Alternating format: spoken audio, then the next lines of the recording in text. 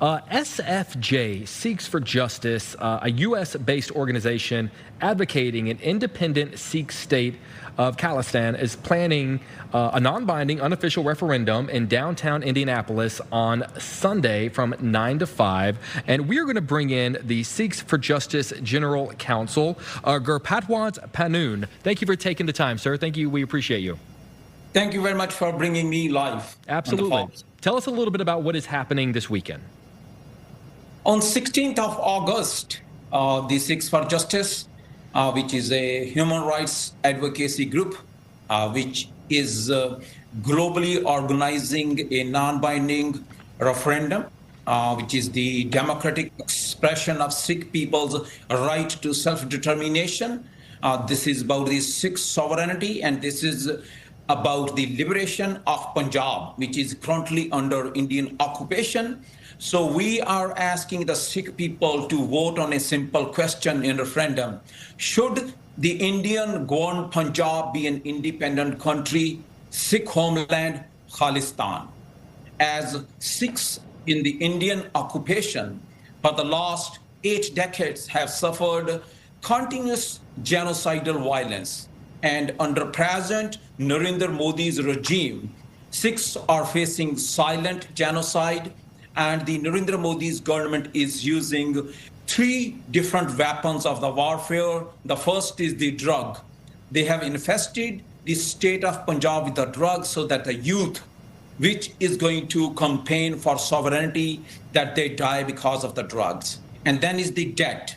They are forcing the farmers to commit suicide because they are not able to pay their debt back to the government, and that's how they are killing farmers. Since Modi came into power, over 18,000 Sikh farmers in the Punjab have been forced to commit suicide. And the third weapon they are using is the demographic warfare. They are bringing the Indian labor from the other states of India and planting them in the state of Punjab, and forcing the Sikh youth of the Punjab to flee Punjab, to move on to the Western world and to the different countries. So that's why we are organizing a referendum in Indiana on 16th of August, which is coinciding also while the Indian government and the Indians are organizing an Independence Day. We are giving a question to the Sikh community: should Indian held Punjab be an independent country? How do you respond to India's characterization of SFJ as an unlawful organization? When we talk about Narendra Modi's government, anybody who has a dissenting political opinion, like Sikhs for Justice. Sikhs for Justice is a human rights group. We have exposed and uncovered India's genocide starting from 1947, then 1984, and the extrajudicial killings. Anybody who has a dissenting political opinion and who expose human rights violations that is happening in Narendra Modi's government, they always call them as an unlawful. That is the least, and they have labeled me as a terrorist as per the Indian law. But that's why we are doing the referendum.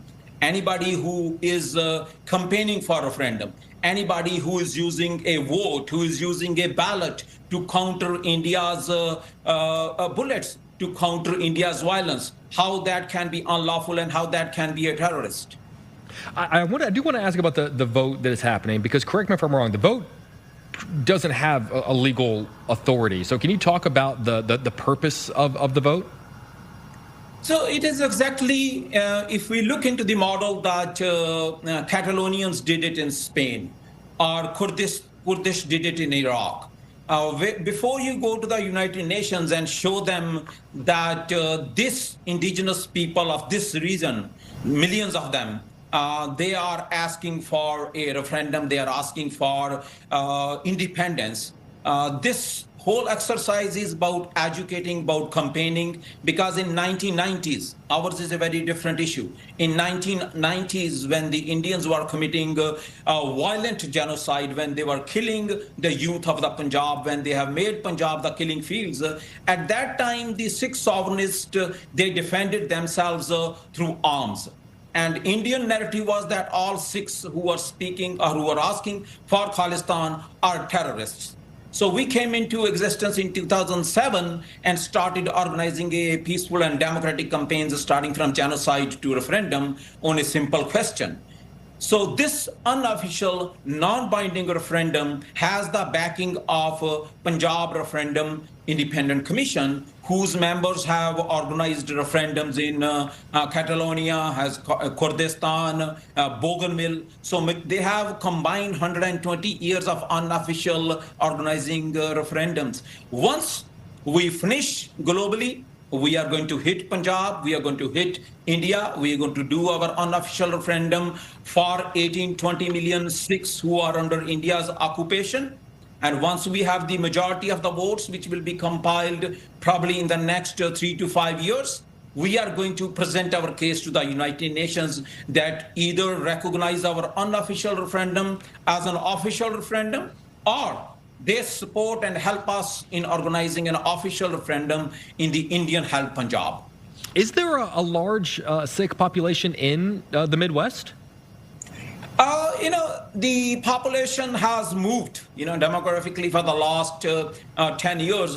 What I know from the, statistics which we get it from WikiLeaks or the U.S. statistics, there are over 50,000 Sikh families that they are living in the Illinois, Indiana, Wisconsin, Ohio area neighborhood. So we are covering around 5 to 6 hours of drive, 8 hours of drive, and with individuals and the Sikh community, they are very focused to get independence from the India.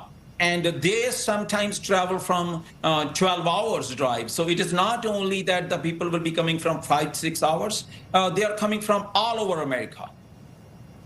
Gurpadwant Panoon, thank you for taking the time to chat with us about this afternoon. Thank you very much for having me on Fox. I appreciate it. You have a great weekend. You too, sir.